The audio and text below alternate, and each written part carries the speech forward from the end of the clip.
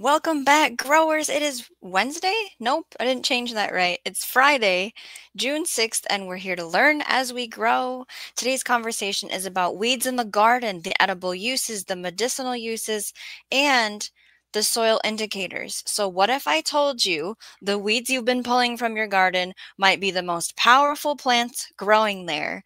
Chickweed, violets, dandelions, these so-called pests in our garden are actually edible, medicinal, and full of secrets about our soil. So in this episode, we're flipping the script on the weeds. They're not invaders, they're teachers, they're healers, they're free food. Let's explore the wild wisdom hiding in plain sight. Thanks for watching the replay. I'd love to hear from you. What's one weed growing in your yard that you're curious about or already using? Drop it below. Tell me what you know. And the bonus at the end is a secret plant challenge and 7 ways to reuse weeds in the garden.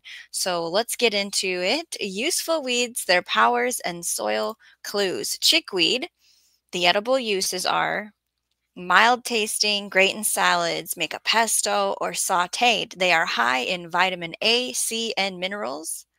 The medicinal uses for chickweed soothe skin irritations, used in salves and teas for inflammation. You know what I've also heard with chickweed is people using it in a tincture. And I think it was something about boosting your metabolism. I feel like it had to do with weight loss.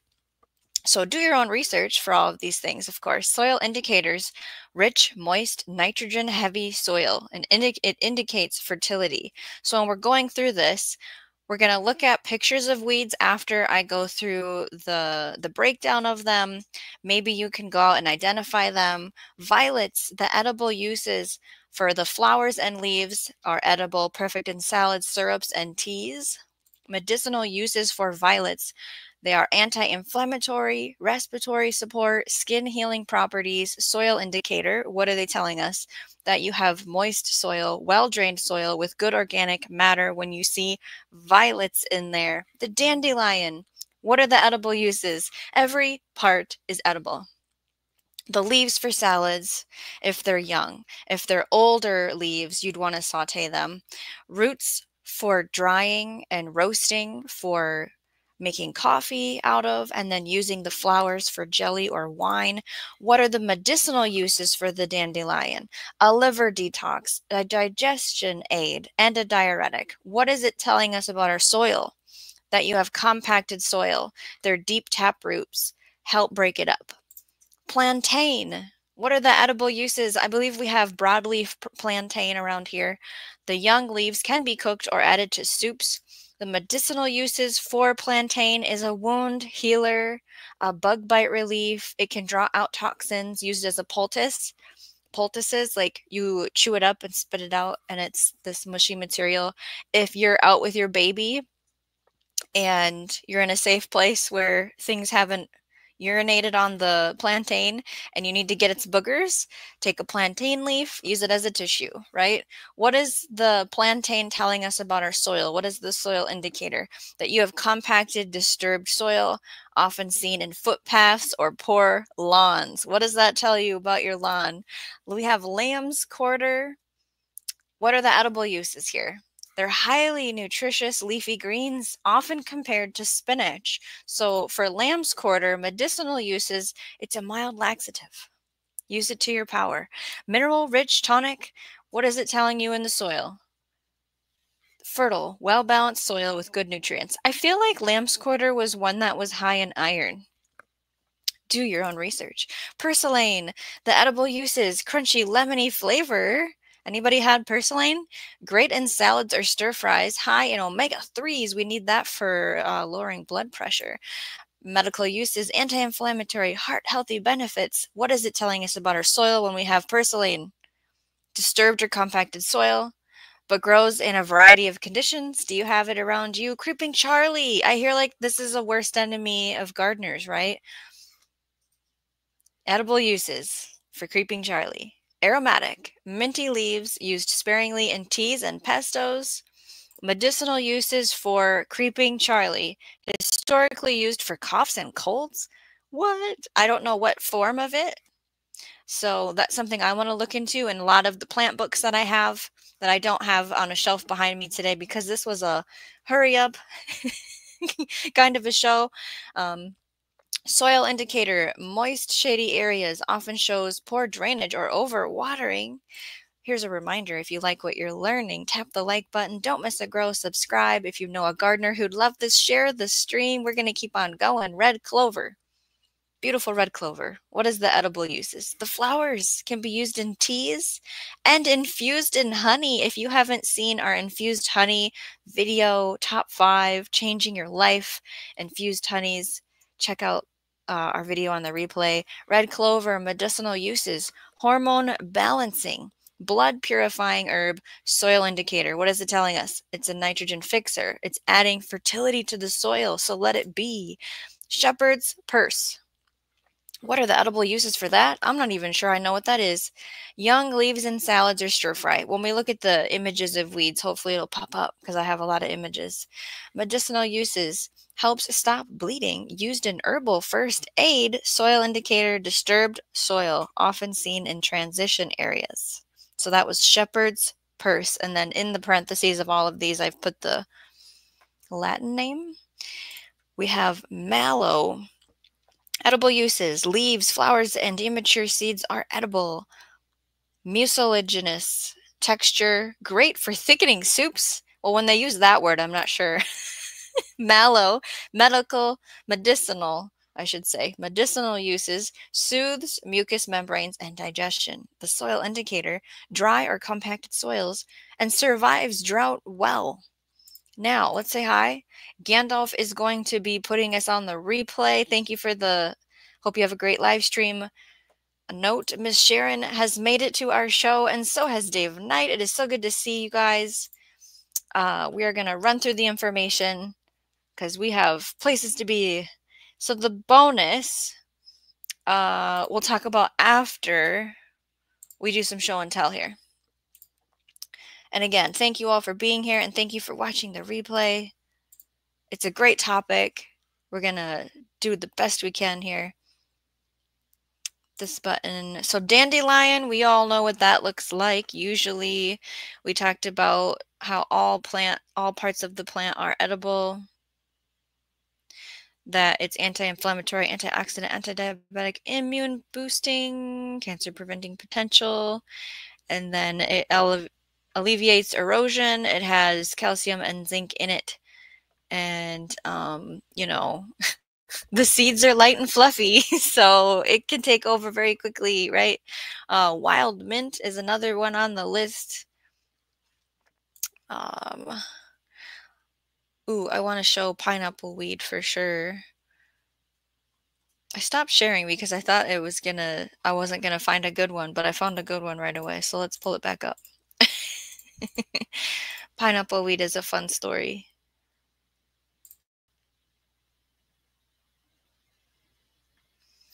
Okay, anybody see this grow in like driveways, gravel, that kind of thing?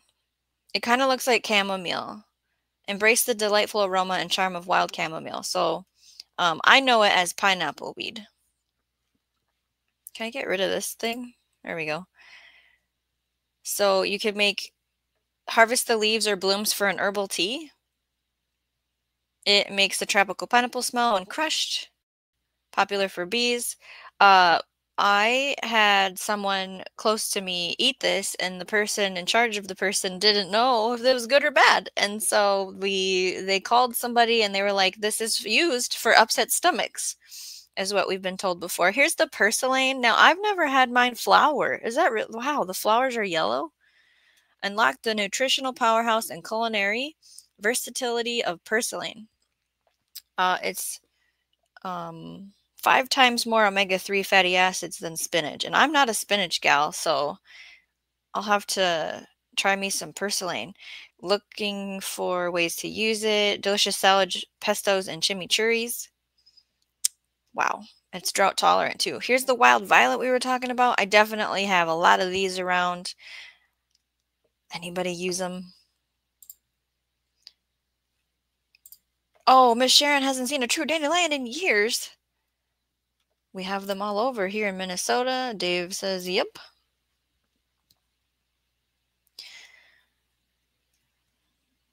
So the articles are listed in the description if you want to dig into these and read them, because I'm doing the fast version tonight. Chickweed, here we go.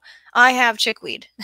You might have seen it in a couple of my garden videos. I have 9 or 10 gardens now that I'm managing, all of different kind of themes. This is the one where I hear about people making tinctures out of, using it topically to relieve itchy skin. Yarrow. I think this is the one that helps if you're bleeding. I don't have yarrow as a weed that I know. But I planted, well, I didn't plant this style one, this Latin name one. Prevent topical infection, styptic powder that helps blood clot. Curly dock is on the list. Look at that. That looks a little gnarly. Like it's a big seed spreader, right? I guess that's why they're in the weed category. What am I saying? The roots can be harvested. It's a deep taproot, improving soil structure, moist environments, waterlogged areas. Here's Creeping Charlie. I always hear about everyone hating it. Benefits as a resilient ground cover. It's a rapid spread weed, difficult to control. Yes. Is banned due to its invasiveness. So what do we do with it? It's edible, nutrient dense, high levels of vitamin C. Used as a perennial ground cover in raspberry or asparagus patches. And these purple flowers do have a nectar in them for the bees on that Creeping Charlie. Chicory. I know, right, Dave? He's so blessed to have all these weeds in your garden. Miss Sharon says, careful with purslane. That's a very toxic. There's a toxic lookalike. Oh, I love that statement, Miss Sharon. Yes, you guys, you have to be aware with plant identification that there's almost always some kind of toxic lookalike. So know what you're doing out there. Or have a buddy. Evening primrose. I don't think I've ever seen this. Now I gotta look for it, I feel like. Is it a weed or a medicinal herb? Well, I feel like I hear about this as a topical for eczema, internal for sore throats, PMS, or pain with women. Let's see here.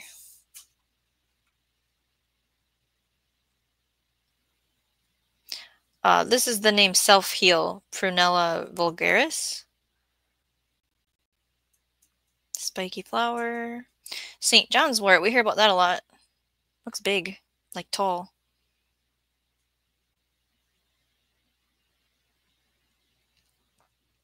Yeah, herbal treatment for anxiety and depression. Yeah, I think it's in my teas.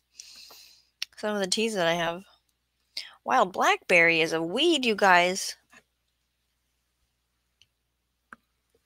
Aggressive vining spread, prickly thorns. This juice does not taste good. I think this juice went bad. Ugh. Hennebit. More purpley leaves, or purpley flowers. Oh, dead nettle. Henbit is dead nettle? Which is in the mint family, which we know all about mint. What happens when you have mint in the ground.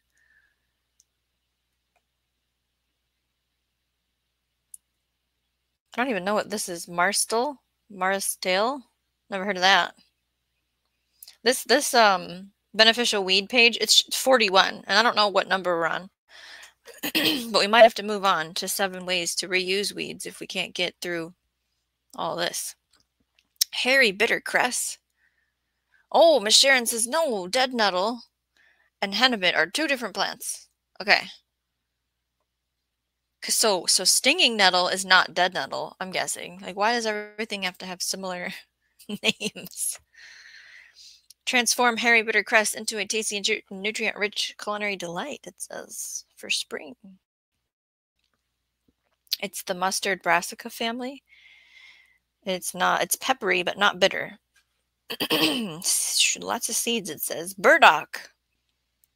Yes.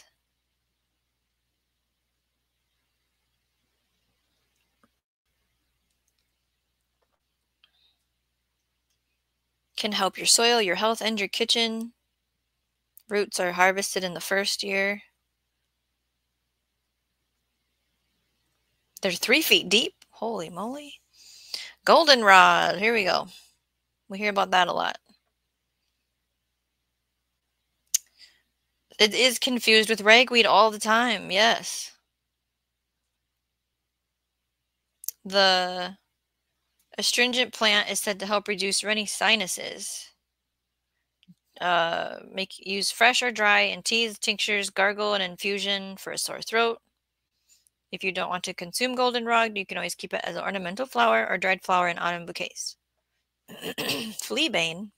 Look at that. Why is it 2 different colors? Purple and white aster-like flowers. I wonder if I've seen this. Herbicide resistant. Okay, so what are we using it for?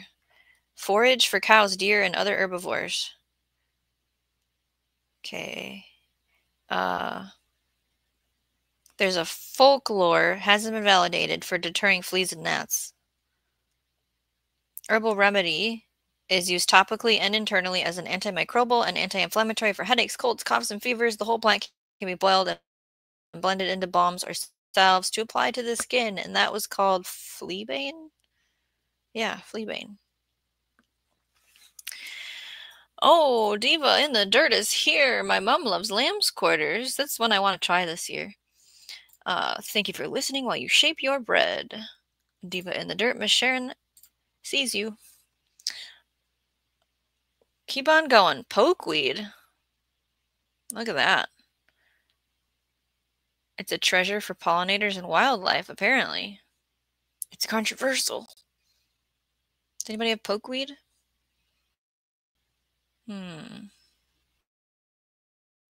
The bird enthusiasts love it. Okay. Ruby-throated birds, buzzing bees, woodpeckers, cardinals, bluebirds, doves, mockingbirds, catbirds. Did I say robins? Feast on the berries. Wow, that sounds amazing. Queen Anne's lace.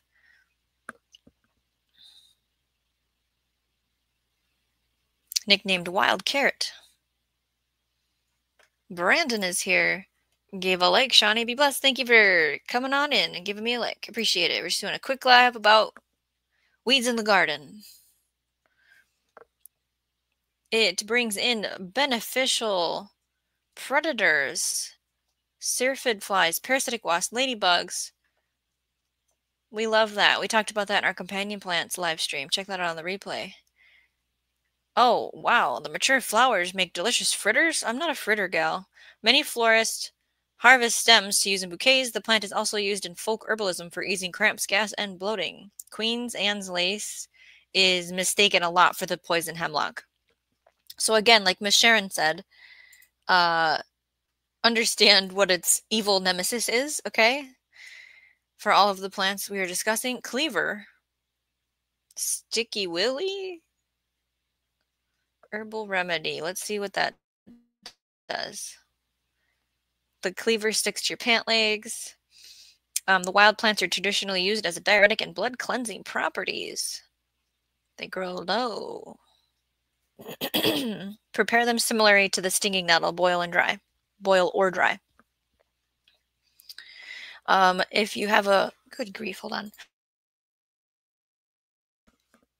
If you have a cleaver and infused tea, it is said to be highly beneficial for your lymphatic system. Here we go. Comfrey. Look at the magical beauty of comfrey. Ah. I love looking at it now that I have some in my garden. It brings up awesome nutrients deep in the earth.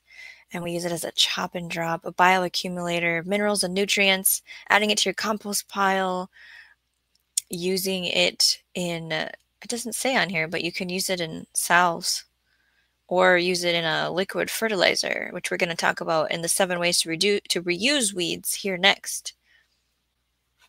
Hello, oops, good to see you. Queen has hairy legs. That is very good to know. The cleavers feel like Velcro. Wow, it's really Velcro-y, huh? Let me quickly see.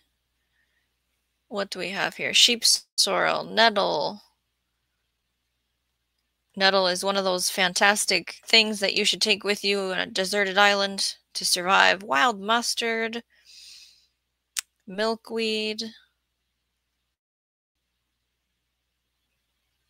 Yeah, I'd say that's a weed because some people don't like that it pops up everywhere. Wild clover, yes. We're seeing the clover bloom right now. Bindweed. So yeah, if you want to keep checking out that article, it is in the description. Oh, I love when we talk about oxalates. I think is how you say it. Oops is bringing up they cause kidney stones, so beware. That is another one of those safety meeting things. We talked about understand its evil nemesis, the poisonous version of it, and understand what it really has for compounds and what's in it, and is it going to be oxalates? There it is. If it's bad for you. A lot of people talk about kidney stones actually.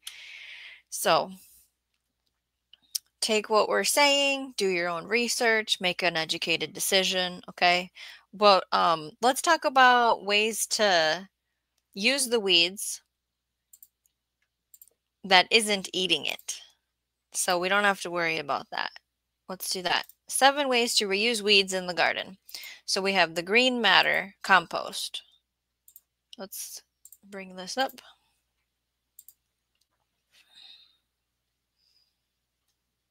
This is one way.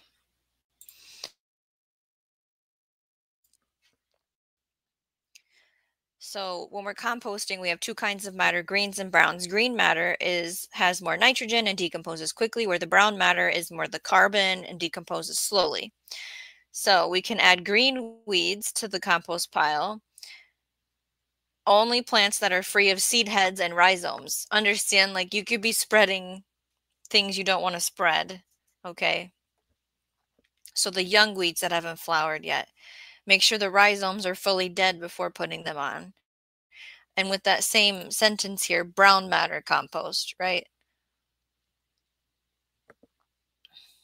You can use weeds, leaves, cardboard boxes. Lay the plants out in the sun to dry for 2 weeks is how it turns into brown matter versus the green. And then now that's going in your compost. Now we've been discussing on those, top 10 that we talked about in the beginning of the improving the soil. This is more talking about chopping and dropping as well as, okay, so let's say you don't have a compost pile. We just talked about compost piles.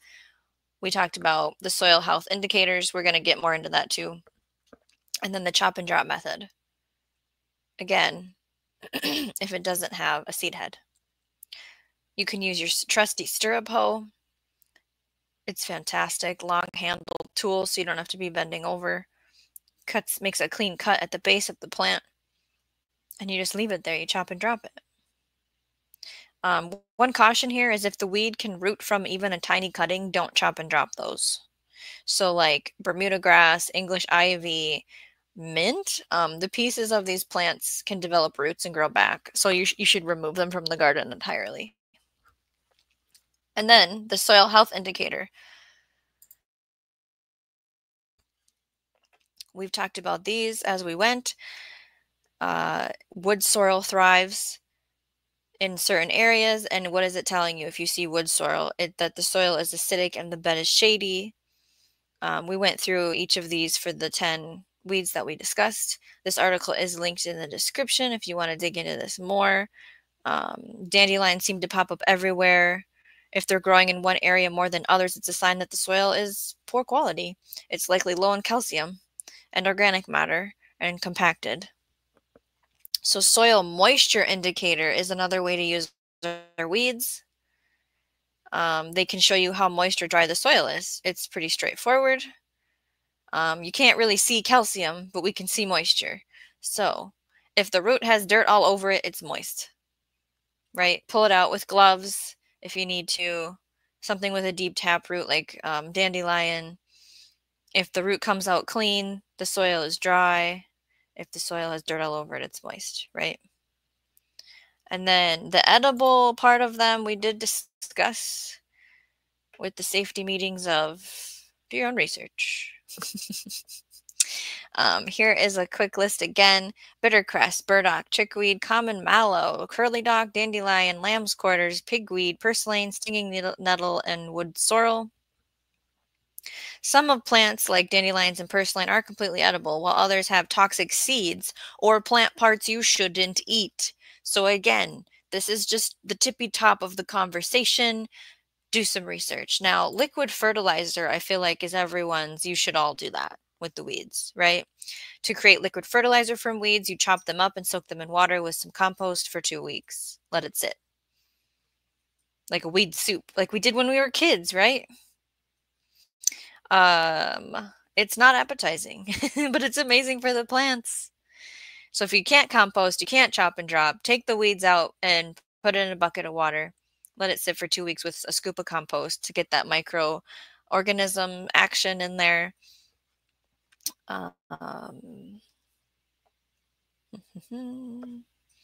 When your weedy nutrient infusion is ready, we'll use 1 part of the liquid to 10 parts water. Little goes a long way. You need to dilute it. Otherwise, you're going to over-fertilize your plants and possibly burn them. We like to do the fertilizing at night when the sun is going down.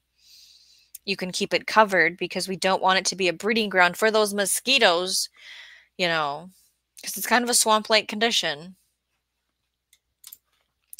So, for those of you here, hopefully you found that thing called the poll. Which of these common weeds would you be most excited to try eating or using? Chickweed, packed with nutrients. Violets, beautiful and medicinal. Dandelion, coffee and liver support. Lamb's quarters, wild powerhouse. I am totally cool with dandelion tea, like the coffee substitute. Love it. Love it so much.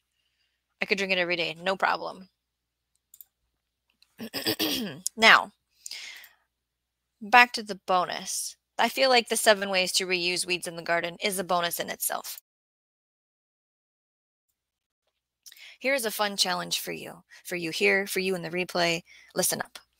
Go outside at some point. It doesn't mean, not today. I put today, but go outside. Find some of the weeds we've talked about, okay? Understand the identification of it, that it for sure is the safe version. It's in a clean area that dogs haven't urinated on, right? Take a photo, put it up on your YouTube channel, and tag me at Shawneegrows and put a hashtag #EatTheWeedschallenge.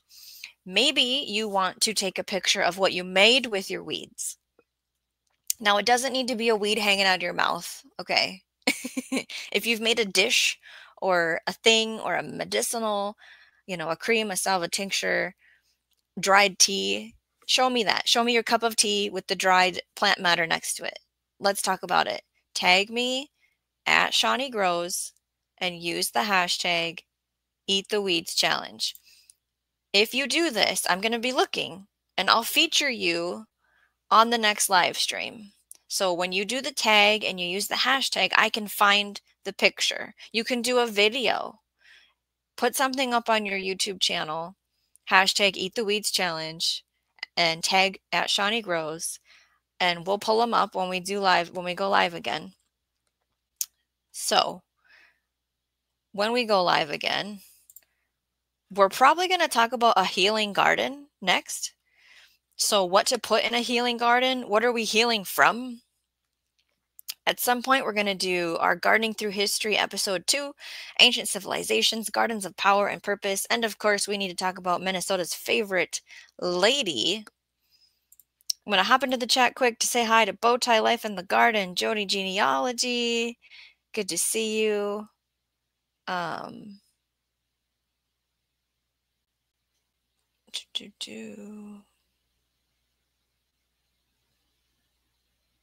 Oh, here we go.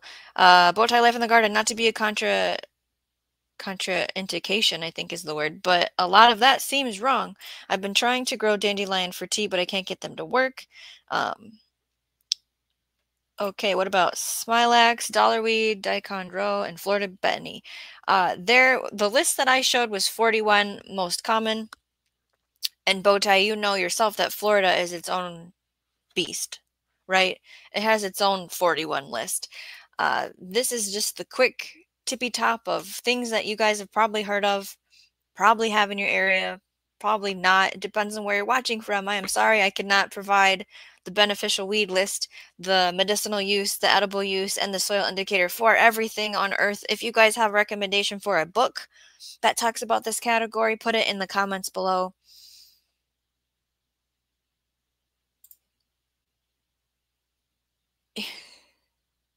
and counted to 3. Is this I don't know what contrarian. Contrarian? What? What are you saying? Miss Sharon says that's pretty much what I started my channel with. Oh, we can watch Miss Sharon's uh, older content to hear about weeds. Bowtie says I turned green seed laden weeds into browns in 4 days. Bowtie says if the compost is hot enough, even seeds are doomed. A person who is contrary. Okay, thank you. I like that sentence better. So that is all. We are out. Sorry, I had to cut it short. We have a lot going on over here. So grow every day in every way, and we'll see you on the next live.